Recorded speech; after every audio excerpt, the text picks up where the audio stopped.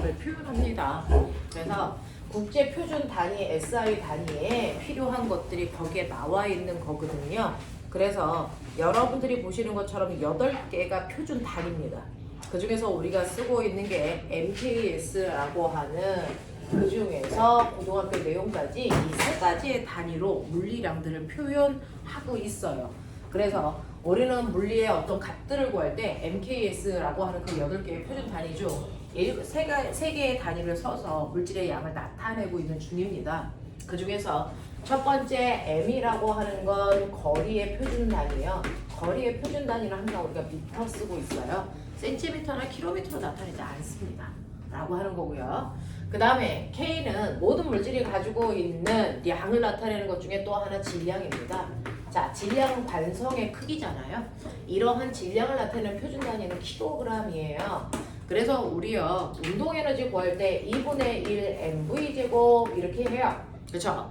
그래서 물질의 질량에다가 속력을 곱해서 그 아이의 운동에너지를 구하는데 이때 질량은 표준 단위 킬로그램 사용할 거고요. 그 다음에 속력도요 표준 단위로 구해서 미터 퍼 초의 제곱값으로 계산합니다. 그래서 킬로미터 퍼 아워 이런 거 안 쓴다고요 라고 하는 거죠. 그래서 지금 싸그리 물리 책에 있는 모든 내용들을 계산할 때 MKS 표준 단위로 계산하시면 되고요. S라고 하는 건 시간을 나타내는 표준 단위는 초였어 라고 하는 겁니다. 그래서 그거 말고도 여러분들이 가지고 있는 5개의 표준 단위가 뭐가 있는지도 한번 보시는데 그 중에서 우리가 쓰는 건 이런 게 있다. 온도의 표준 단위는 절대 온도다 라고 하는 것도 좀 보시면 이러한 표준 단위로 물리량을 나타내고 있다 라고 하는 거 한번 보셔야 되는 기본적인 얘기들이고요. 그 다음에 우리가 저번 시간부터 물리 2를 배우기, 물리 1에 있는 내용 중에 물 2의 내용이 절반 내려왔다 했잖아요. 그래서 사실은 원래 여기 있는 내용, 저번 주에 배웠던 건 물 2에 있는 내용인데 그걸 배우기 위해서 여러분들이 이제 뭐 했었냐면 우리가 모든 물체들이 가지고 있는 다양한 물리량들을 보면 그 물리량도 분류할 수 있어. 단지 크기로 모든 정보를 100% 표현할 수 있는 스칼라에 해당되는 양들도 있죠. 그 스칼라 값에 해당되는 대표적인 것 중에 우리가 배운 건 이동 거리하고요, 속력하고요, 그 다음에 여러분들 일과 에너지라고 하는 것도 물리에서 사용하는 단위들만 보여드리는 거야. 얘네들이 스칼라 값이야. 크기로만 표현을 해. 그쵸? 자, 근데 크기만으로 모든 정보를 정확하게 표현할 수 없어. 방향에 대한 정보까지도 포함해야지 100% 정보가 전달되는 아이들도 존재합니다. 이런 아이들을 우리는 벡터라고 할래? 라고 부르는 거야. 통칭한 이름이겠죠. 그 벡터 중에 우리가 배운 게 있죠. 저번 시간에 설명해드렸던 힘이라든가 변위라든가 속도라든가 가속도라든가 또는 오늘 배울 운동량, 충격량 이런 것들도 있겠죠. 이런 것들도 다 방향을 가지고 있기 때문에 오른쪽 방향으로 운동량이 2인 아이와 왼쪽 방향으로 운동량이 2인 애는 달라요. 오른쪽 방향을 플러스로 하면 왼쪽 방향은 마이너스로 하기 때문에 오른쪽 방향으로 이만큼의 운동량을 가지고 있다가 왼쪽 방향으로 이만큼의 운동량으로 운동을 한다면 이 아이의 운동량의 변화량은 0이 아니고요. 나중 운동량에서 처음 운동량을 빼야 변화량이 되잖아요. 나중 운동량은 마이너스이고 처음 운동량은 2이기 때문에 변화량은 왼쪽 방향으로 4만큼 변했어요. 이렇게 얘기할 거잖아요. 그죠? 그래서 벡터들은 방향을 반드시 계산하는 과정에 고려해서 넣어야 된다라고 하는 거고요. 우리는 이제 앞방향, 뒷방향이라고 하는 플러스 방향, 마이너스 방향뿐만 아니라 비스듬한 방향일 때도 계산할 수 있는 능력을 여러분들은 가지고 계신데 비스듬한 거 그 자체로 계산하는 거 복잡하니까 이거 벡터 분해해서 수평 방향과 수직 방향으로 찢어서 계산하는 게 훨씬 더 편해 라고 얘기했던 것 뿐이에요. 그렇죠? 그래서 이렇게 물질들을 나타내는 다양한 양에는 크기만 가지고 있는 것과 방향과 크기를 다 가지고 있는 물리량으로 나누어서 계산하는 능력을 키우셔야 됩니다. 됐죠?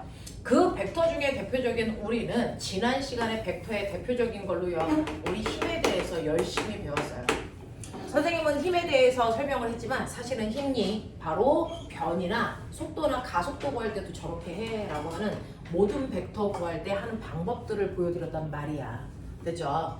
자, 그 중에서 여러분들이 기억해야 되는 거, 이 벡터라는 특성 때문에 우리 벡터들을 화살표로 표현해서 나타낸다. 크기와 방향을 가지고 있는 값이니까. 그랬을 때 여러 개의 벡터가 여러 개의 힘이 하나의 물체에 작용했었잖아요. 오른쪽으로 10뉴턴, 오른쪽으로 20뉴턴, 왼쪽으로 15뉴턴, 비스듬한 방향으로 또 15뉴턴 이런 식으로. 그래서 작용하고 있을 때 저 가라는 물체가 결국은 몇 뉴턴의 힘을 어느 쪽 방향으로 받아? 라고 하는 하나의 힘으로 나타내는 게 편의해서. 그래서 얘는 결국은 저 4개의 힘 때문에 이쪽 방향으로 15뉴턴의 힘을 받을 거야 라고 하는 여러 개의 힘을 하나의 힘으로 만드는 과정을 합성한다 라고 표현해요. 벡터 합성하셔야 돼요. 그 결과 만들어지는 하나의 벡터를 우리는 알짜임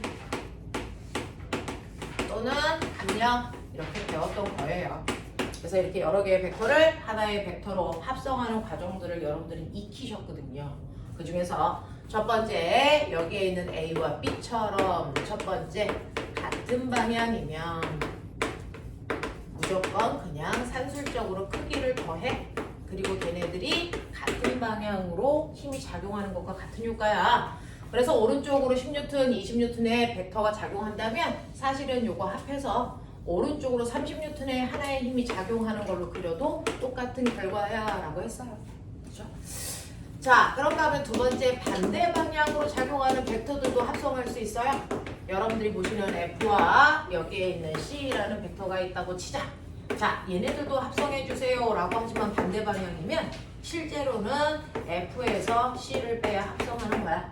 왜 F에서 C를 빼요? F가 크니까. 그래서 큰 벡터에서 작은 벡터를 빼셔야 됩니다. 자, 그래서 얘는 15뉴턴의 벡터가 작용하는데 어느 방향으로요? 큰 힘 방향으로 작용하니까 오른쪽으로 작용할 거야 라고 하는 또 하나의 벡터를 만들어낼 수 있죠.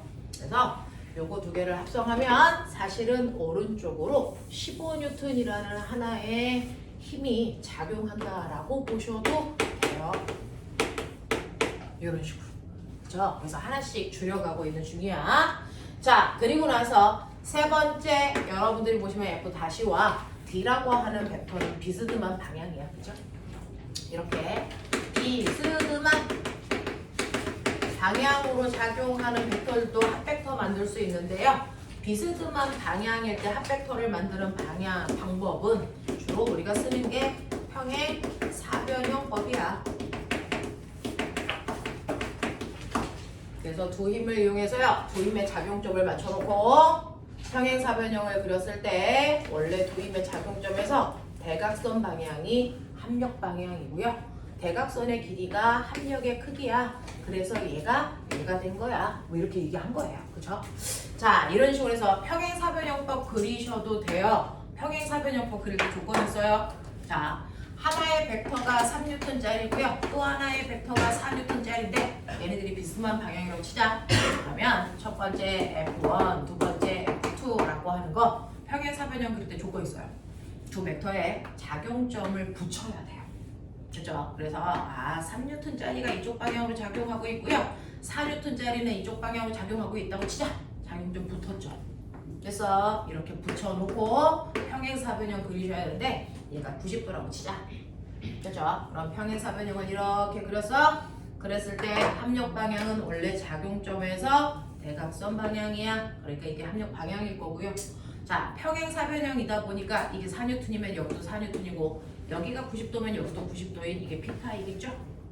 됐어? 그랬을 때 얘는 5뉴턴의 합력이 작용해요. 이렇게 하는 게 맞단 말이야. 그렇죠? 자, 근데 요거를 요만큼만 보면 이건 평행사변형이 아니고 삼각형이네. 이렇게 그리는 걸 우리가 삼각형법이라고 해요. 그래서 삼각형법은 평행사변형의 반쪽만을 부르는 건데 이거 그릴 때는 조금 다른 게 뭐냐면 첫 번째 F1 이렇게 그렸어요. 근데 이번엔 F2를 여기다가 이렇게 그렸다 생각하면 되는 거죠. 근데 그릴 때 차이점은요. 평행사변형 그릴 때는 작용점을 붙여 그랬는데 삼각형 그릴 때는요. 네, 작용점 화살표 머리 또 작용점 화살표 머리. 알겠어? 네, 이런 식으로 그려서 원래 하나의 작용점에서 머리 방향으로 화살표를 그리면 돼 라고 하는 이런 모습이 나와요. 됐죠? 그래서 그리는 방법도 한번 보시면 되고 자, 그릴 수가 없어요. 그러면 뭐합니까? 계산해도 돼. 이런 얘기야. 그러니까 이쪽 방향으로 3N이 작용하고요. 이쪽 방향으로 4N이 작용하는데 요 사이각이 30도야. 그랬을 때 얘 합력 얼마야? 라고 하면 똑같이 평행사변형을 이렇게 해서 작용점에서 이렇게 그려도 얘가 얼마인지가 잘 안 보이잖아요. 피타도 아니고. 그래서 네, 이러니까. 그래서 이럴 때는 계산하는 방법인데 이때 얘를 F1이라고 하고 얘를 F2라고 하면 사실은 요 끝에서 수선에 발을 내렸을 때 연장하면 이 안에 작은 직각삼각형과 큰 직각삼각형 두 개 들어있는 모습이잖아요. 그래서 작은 직각삼각형을 생각한다면 요 각도가 30D니까 얘도 30일 거야. 그리고 평행사변형이니까 요 길이가 얘랑 같아서 4N일 거야. 그러면 요게 피타가 되네. 이제 그랬을 때 요만큼의 길이는요 4 곱하기 뭐가 되니? 코사인 30으로 계산하시면 되고요. 요 길이는 4 곱하기 사인 30으로 계산하면 돼. 그래서 빠져있는 요 길이와 요 길이를 알게 되면 이제 작은 직각삼각형은 의미가 없으니까 큰 것만 보자. 그래서 그랬을 때 큰 직각삼각형에서는 보면은 요만큼이 직각삼각형이 되잖아.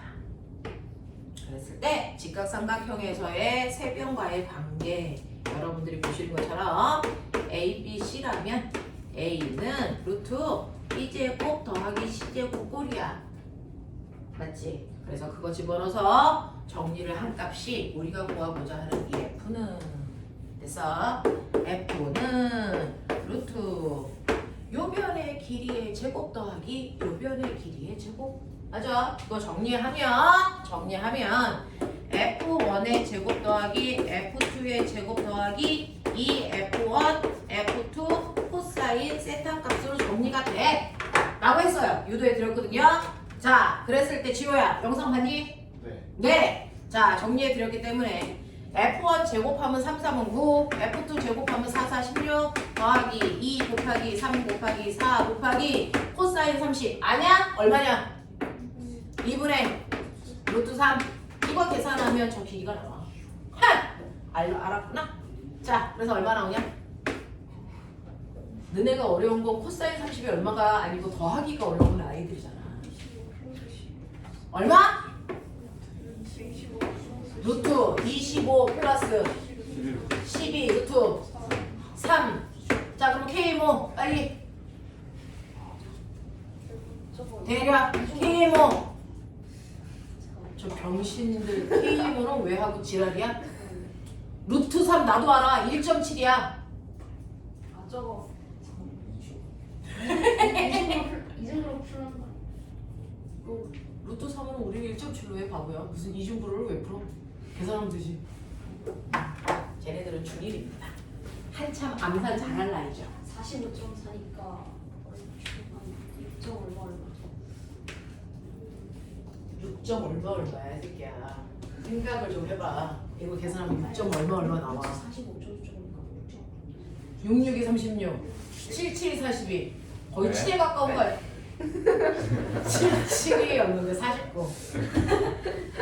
너네 자꾸 지적할래? 6.1점 6점 얼마? 6.5에 가까워? 몰라 이 새끼들아. 너네가 아무 소리나 해도 헝아들 몰라. 어차피 이렇게 계산 안 해. 요 정도 나온대요 꼬맹이들이. 자, 이렇게 되는 그래서 벡터 합성하는 걸 보여드렸단 말이야.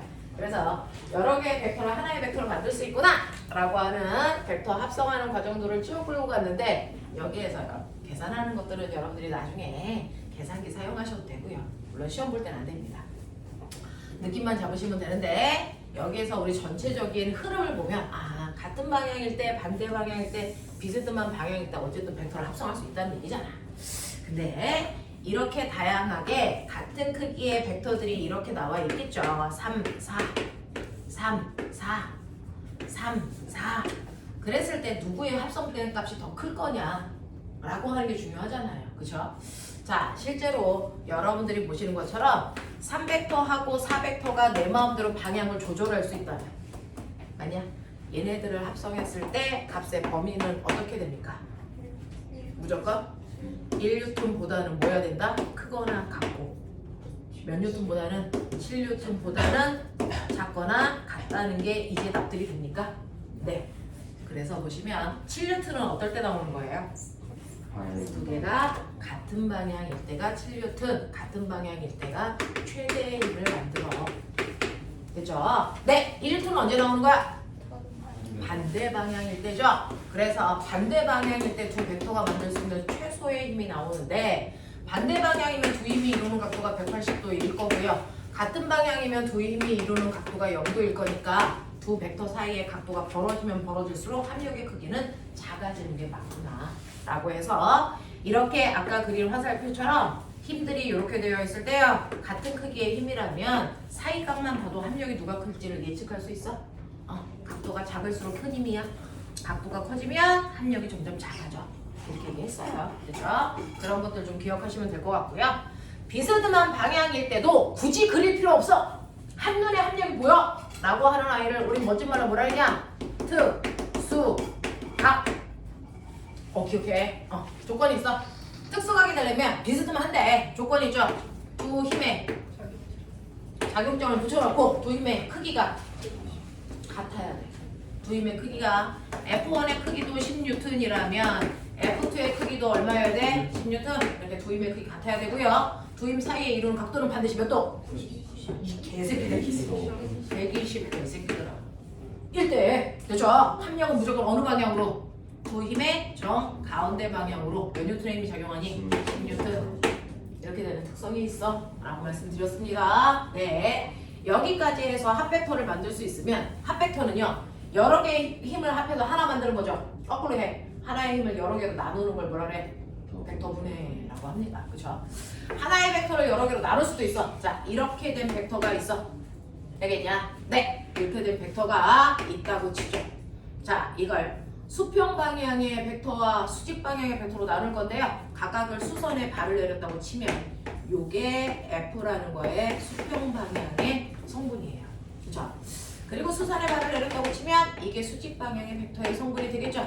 자, 그래서 사실은 F라는 힘 얘를 없애고 이 두 개의 힘으로 나눠서 생각해도 똑같은 거야. 이런 얘기야.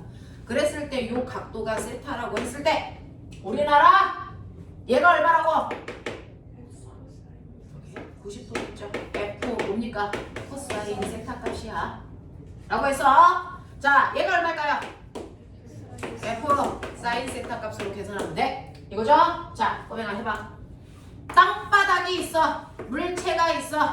자, 질량이 m이야. 얘가 바닥을 90도로 누르는 힘 얼마? 그렇지. 무게지. 근데 얘 세워. 그럼 어떻게 돼? 이렇게 된 경사면을 네가 만든 거야. 됐냐? 오케이. 자, 이때 중력. 똑같습니다. 무조건 중력은 지구 중심 방향이니까 이쪽 방향으로 mg가 작용한다. 근데 내가 여기다가 물체를 놨는데 물체와 바닥 사이에 마찰이 없다면 손을 치우는 순간 얘는 밑으로 이렇게 내려가죠. 그렇다는 건 얘를 아래로 이 방향으로 잡아당기는 힘이 있었다는 겁니다. 근데 아무도 당기지 않았는데 이리로 갔어. 이거 어디서 생긴 힘? 중력에서 나눠지는 힘입니다. 그래서 하나의 힘이 수평 방향과 수직 방향의 두 개의 힘으로 나뉘어서 수평 방향으로도 물체를 변화시키고 수직 방향으로도 물체를 변화시킬 수 있는 능력이 생긴 거예요. 그러니 이 중력이라는 자체가 경사면을 기준으로 비스듬해요. 경사면의 수평 방향은 이 방향입니다. 그죠? 경사면을 기준으로 수직 방향은 이 방향입니다. 그러면 경사면의 수평 방향과 수직 방향으로 나눴을 때 얘는 비스듬하잖아요. 그랬을 때 요 각도가 세타라고 하는 30도라고 치자. 어딘가가 세타야? 어딥니까? 기하했어? 어딘가가 30입니다. 어딘가가 30인데 저희랑 사이. 거기 맞아? 거기 맞아? 여기가 언제나 세타. 알겠습니까? 못 따라왔다 새끼들. 맞아? 여기 세타니까 인정? 오케이. 자, 그러면 여기가 세타면요. 보면 사실은 이 mg가 두 힘으로 분해됐기 때문에 아까처럼요. 이 힘에서 수직 방향으로 수선에 발을 내는 게 이 새끼야. 그치? 자, 수평 방향으로 수선에 발을 내는 게 얘란 말이죠. 그러니 자, 요렇게 그려놓은 힘으로 분해가 된 거였어요. 그 중에서 요 힘으로 얘를 땡긴 거죠. 그렇죠? 자, 그랬을 때 수선의 발을 내니까 여기 90도겠네요. 직각삼각형이겠네요. 요 길이가 mg겠네요. 그럼 이제 알아. 빨리 봐. 직각삼각형이야. 요 새끼 뭐야?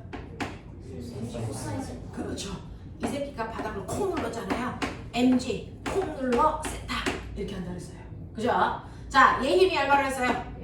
그렇죠. 그러니까 싹 내려가게 하죠. mg 뭡니까? 싹 내려가 세타 인 겁니다. 그죠? 그래서 요 힘 때문에 얘가 아래로 내려간다. 그리고 요 힘은 바닥을 쿵 누르면서 간다. 이런 얘기거든요. 됐죠? 네. 그러면 우와! 그러면 여기다 1kg짜리 나왔어. 각도가 30도야. 얘 기울기 얼마야? 아니 가속도 얼마야? 라고 한다. 가속도는요. 질량분의 알자 힘인데 이 알자 힘 얼마니? 힘이 분해됐을 때요. 이렇게 되잖아요. 알자 힘이 얼마일까요?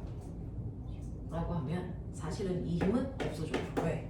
물체가 바닥을 콕 누르면 눌리는 만큼 바닥이 물체를 뭐하니? 밀어 올리는 수직 항력이 생겨서 그 수직 항력의 세기가 mg 콕 눌러 세타만큼으로 얘와 얘가 합력이 얼마 돼? 0돼요. 그래서 바닥을 누르는 힘은 수직 항력을 그대로 만들기 때문에 얘는 물체의 운동에 관여하지 못합니다. 그러면 실제로 존재하는 알자 힘은 경사면 아래쪽으로 물체를 잡아당기는 뭐밖에 없다? 얘밖에 없어. mg 싹 내려가 세타밖에 없어. 그럼 머리 있는 척해. mg 싹 내려가 세타를 m으로 나누면 가속도가 되겠죠?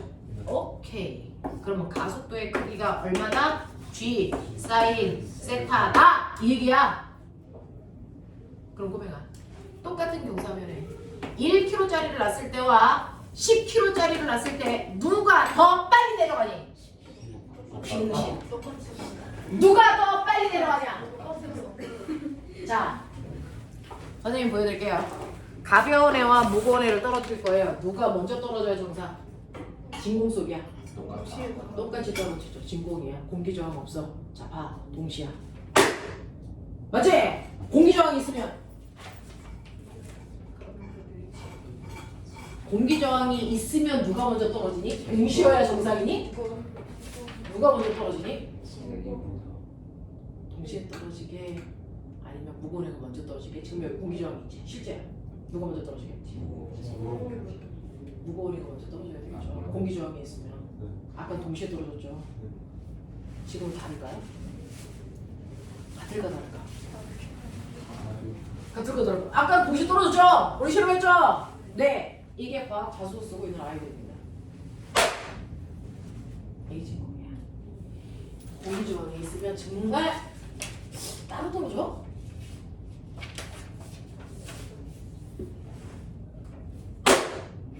보이죠? 따로 떨어집니다. 그렇죠? 네. 우리는 공기 저항이 우리가 진공 속에서의 실험과 생각하는 건데, 그러면 가벼운 애와 무거운 애가 떨어질 때 어떻게 떨어진다고요? 동시입니다. 왜요? 얘가 떨어질 때 걸리는 시간을 결정하는 건 속도 변화량이죠. 다른 말로 얘기하면 가속도죠. 가속도만 똑같으면 같은 거리를 가는 데 걸린 시간은 같다라는 거죠. 그러면 1km짜리와 10km짜리 가속도가 같을까요? 네, 경사면서 가속도는 G 사인 세타입니다. 질량 상관이 있다 없다? 없다. 알겠습니까? 그럼 보면 각도를 더 키워봐. 30도가 아니고 60도, 60도가 아니고 70도, 70도가 아니고 90도. 저거 90도라고 보지 마. 그럼 무슨 상태가 되니? 가속도에 의한 자유낙하가 된 거야. 됐죠? 네! 그래서 자유낙하조차도 경사면에서 떨어지는 상황이다. 단지 각도만 몇 도다? 90도다. 질량 상관없이 동시에 떨어진다. 왜? 가속도가 같기 때문에. 됐어? 가속도의 크기는 물체의 질량과 무관하다. 납득합니까? 이런 얘기였다고요. 이런 얘기였다고요. 그러면 가속도의 크기를 결정하는 건 뭔데? 저기서 보니까 가속도의 크기 뭐에 결정됐어? A는 G 사인 세타죠. 그러니까 가속도의 크기를 결정하는 건 A는 G 사인 세타니까 뭐 중력과 속도만 같다면 똑같이 떨어질 수밖에 없죠. 그러니까 한 놈은 지구에서 떨어뜨리고 한 놈은 달에서 떨어뜨리는데 같은 높이라고 동시에 떨어지겠니? 아니죠. 누가 더 먼저 떨어질까요? 지구에서 먼저 떨어지겠죠. 중력과 속도가 크니까. 됐죠? 또 떨어지는데 걸리는 시간을 결정하는 거니 각도예요. 각도. 각도가 뭐할수록 클수록 전발이 떨어지겠죠. 무슨 말인지 알겠어? 이런 거라고요. 그럼 거꾸로 얘기하면 각도가 같은 지구에서 실험을 한다면 질량하고 무관하게 동시에 미끄러지겠구나. 알겠습니까? 이런 거 생각하는 거야.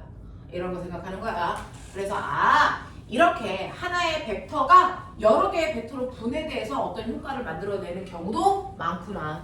그래서 벡터 분해도 머릿속에 넣으셔야 된다라고요. 되겠어? 네. 자, 그러면 이렇게 다양한 방향으로 작용하는 힘들 때문에 나타나는 현상 중에서 우리가 했던 게 바로 역학적 평형이었어. 역학적 평형. 그러면 빨리 기억해. 평형이라는 건 가장 안정한 상태고요. 가장 안정한 상태라는 건 변화하지 않는 상태죠. 그래서 합성했을 때 어떤 변화도 일어나지 않는 0인 상태. 어떤 값이 0인 상태를 우리가 평형 상태라고 합니다. 자, 그 평형인 상태 중에 우리는 역학적 평형이라는 걸 배웠다. 자, 역학적 평형은 그래서 물체가 받는 모든 값의 합력이 0인 상태로 물체가 뭐한 상태? 정지한 상태를 얘기하죠. 됐죠? 완벽한 정지 상태를 역학적 평형이라고 해요. 자, 역학적 평형의 내용 두 가지. 역학적 평형은 무슨 평형과 무슨 평형을 합해서 부르는 말이었다. 힘의 평형과 그렇지. 똘똘하네요. 힘의 평형과 돌림인 평형. 이 두 개를 합해서 우린 역학적 평형이라고 해. 그러니까 힘의 평형 상태이면서 돌림인 평형 상태를 둘 다 만족해야만 정지 상태가 되는 거죠. 힘의 평형은요, 합력이 얼마? 0.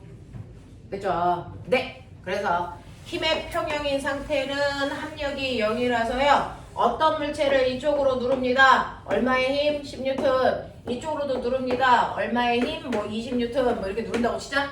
그러면 얘가 힘의 평형이 되면 위쪽으로 얼마로 눌러야 되니? 30N의 힘으로 누르고 있어요. 뭐 이런 얘기죠. 됐죠? 그래서 힘의 평형 상태. 힘의 평형 상태가 되면요. 이 물체는 이동하지 않아. 자, 그래서 이동하지 않는 거구나. 그래서 얘는 여기 있고. 되겠냐? 네. 자, 그 다음에 돌림 평형은 물체를 회전시킬 수 있는 능력인데요. 돌림 평형이 되면 회전하지 않아 라고 하는 거죠. 무슨 말인지 알겠어? 네. 그래서 어떤 물체가 정지되어 있고 휘지도 않으면 회전하지도 않으면 돌림 평형도 성립해야 되는 거죠. 그래서 돌림 구하는 식. 타우는 네. 자, F 곱하기 R인데 됐어. 받침점으로부터 그 힘까지 떨어져 있는 거리를 우리는 뭘로? R로. 그 떨어진 거리에서 힘이 작용해야 되는데 반드시 몇 도? 90도로 작용하는 힘. 됐어. 네. 그래서 힘과 거리는 90도로 작용해야 된다. 이게 돌림입니다. 돌림 힘은 두 가지 방향이다. 시계 방향으로 회전시키는 방향과 반시계 방향으로 회전시키는 방향. 맞습니까? 이 두 개의 크기가 같아야만 회전하지 않는다. 라고 표현했어요. 됐죠? 네. 그래서 돌림의 평형이라고 하는 걸 통해서 우리는 뭐 배웠었냐면 여러분들 다양한 도구들의 구조 배웠는데 이 돌림힘을 이용한 가장 대표적인 도구가 여러분들이 알고 있는 뭐였니? 지뢰. 맞음? 오케이. 자, 요렇게 지뢰가 있어요. 거기에 물체가 이렇게 올라가 있고 나는 여기를 눌러서 회전하지 않게 만들 거예요. 이런 얘기죠. 자, 그랬을 때 물체가 있는 점을 무슨 점? 작용점. 이 새끼 무슨 점? 받침점. 요거 무슨 점? 내가 힘으로 쿵 눌러? 힘점. 이라고 합니다. 자, 근데 아세요? 지뢰는 세 종류가 있다. 지뢰는 세 종류가 있습니다. 그 중에서 첫 번째, 1종 지뢰라는 아이가 있어. 2종 지뢰라는 아이가 있어. 3종 지뢰까지 있어. 이게 지뢰 종류야. 자, 지뢰 종류는 1종 지뢰, 2종 지뢰, 3종 지뢰가 있는데 그 중에서 어떤 애가 1종 지뢰야? 저 칠판에 있는 건데요. 그래서 지뢰는요, 순서가 작용점, 받침점, 힘점 순서냐? 작용점 다음이 받침점, 받침점 다음이 힘점. 요 순서를 우리가 1종 지뢰라고 합니다. 요 순서로 되면요. 대표적인 건 누가 그래? 가위. 그렇죠. 여기가 무슨 점? 힘점, 받침점, 작용점. 저 순서잖아요. 이 일종지뢰 구조예요. 맞아? 오케이. 이게 일종질의 구조고요. 이 구조가 시소도 그 구조를 가지고 있는 거예요. 되겠어? 자, 그 다음에 일종질의가 이거라면 이종질의를 보면 요 위치만 바꿔. 요것만 바꿔. 되겠어? 그러면 무슨 순서? 받침점, 작용점, 무슨 점, 힘점, 요거죠. 누가 그럴까?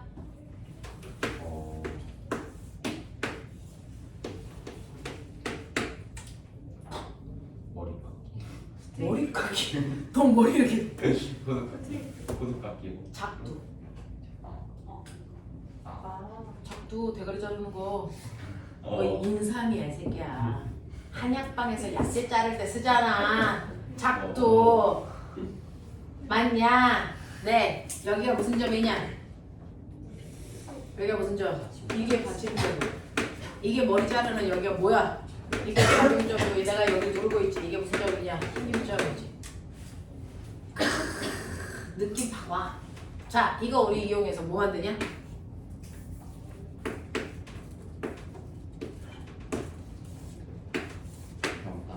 그렇지.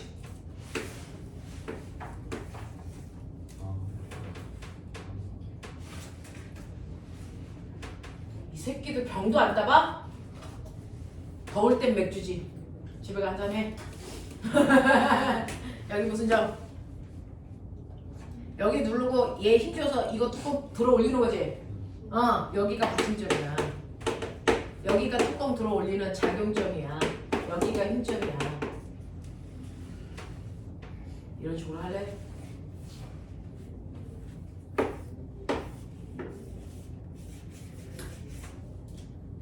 뭐게? 너네 그림 맞추기 이런 거 하면 뒤진다. 뭐. 이건 뭐게? 어. 본대로 얘기해! 느낌대로 얘기해! 이게 뭔데? 젓가락. 젓가락이야! 오. 무김치 들고 있잖아, 이 새끼야! 네? 젓가락이야. 그러면 얘는 어떤 구조야? 이제 네가 젓가락질 할 때 그 구조를 이제 생각해 보도록 하자. 이 병신들 젓가락 아주 포크 써야 이렇게 하면 뒤진다. S자로 써요. S자로 쓰던 일자로 쓰던 쓸 거 아니야 젓가락. 여기가 일단은 무슨 점이야? 그래 일단은 여기가 작용점인 것 같아. 이제 힘을 어디다 주냐? 여기다 주냐? 뒤에다 주냐? 앞에다 주세요. 나도 젓가락 병신 작용점, 힘점, 받침점 이거 아니냐? 네. 어? 여기가 힘점이죠. 여기가 받침점이죠.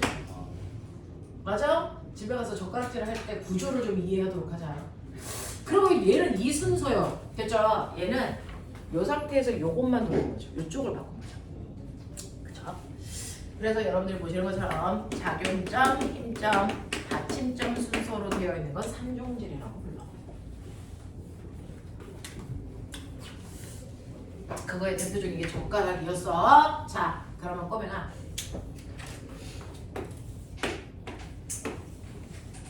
우와, 나 이거 저번 주에 배웠는데 이거 뭐지? 도를 했는데 그 중에서 무슨 도를 해? 고정 도를 해. 오케이. 고정 도를 해. 받침점 어딨어? 저기는 여러 군데잖아. 얘기해봐. 받침점 어딨어? 회전할 때 축이라는 거죠. 도를 해 어디? 정확하게 가운데. 여기가 받침점이야. 그래서 이렇게 놓으면 이렇게 된 구조야. 이거 지뢰야. 됐죠? 순서 봐. 작용점, 받침점, 힘점. 맞아? 몇 종지래? 일종지래 구조야. 됐어. 일종지래 구조면서 여기서부터 여기까지의 길이가 1이면 여기서부터 여기까지의 길이도 얼마야? 1.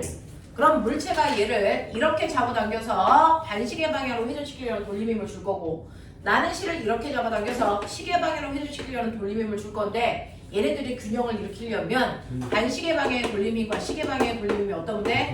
같아. 그래서 그 균형을 이루어서 등속으로 움직이기 위해서 필요한 최소한의 힘은 길이 비가 1대1이니까 힘의 비도 얼마? 1대1이지. 그래서 그 정도로는 힘의 이득을 보지 않는 도구야. 맞아? 이런 얘기 했잖아? 오케이.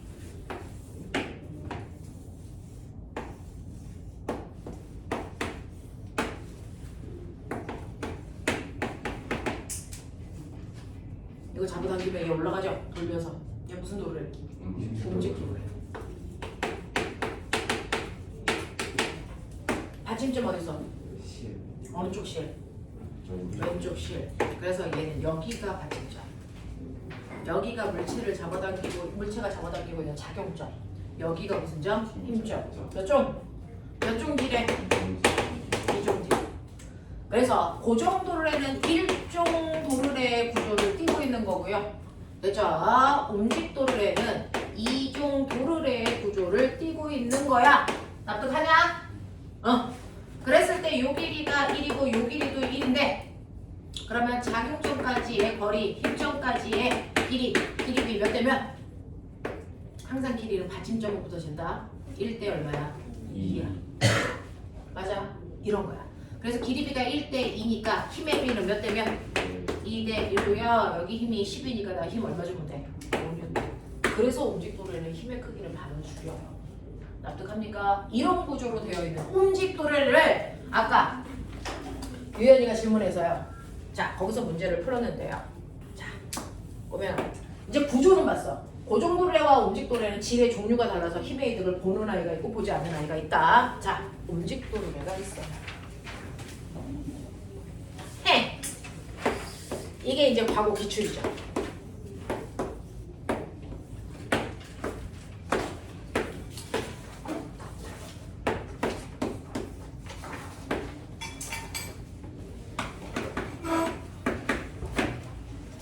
여기 당길 거야. 몇 뉴턴에 힘주면 돼. 이걸 얘기하세요. 그리고 얘 1m 올라갈 거야. 몇 미터 당기면 돼. 이제 이런 거 구하는 거야. 납득해? 오케이. 자, 머리를 팽팽 굴려보세요. 자, 물리 1까지는요. 일반 아이들도 다 들어야 되는 수업이기 때문에 보편적 수업을 한다면 레벨 2부터는 약간 목적성을 가지고 있는 상위권 아이들만 남습니다. 물리 1 하다가 이해 안 되는 아이들은 레벨 2로 안 올라가요. 그래서 여기는 어느 정도 이해력을 가지고 있는 친구들만 1차 걸러진 구조예요. 그래서 약간 상위권 아이들 수업으로 끌고 올라갑니다. 그러니까 사고 해보십시오.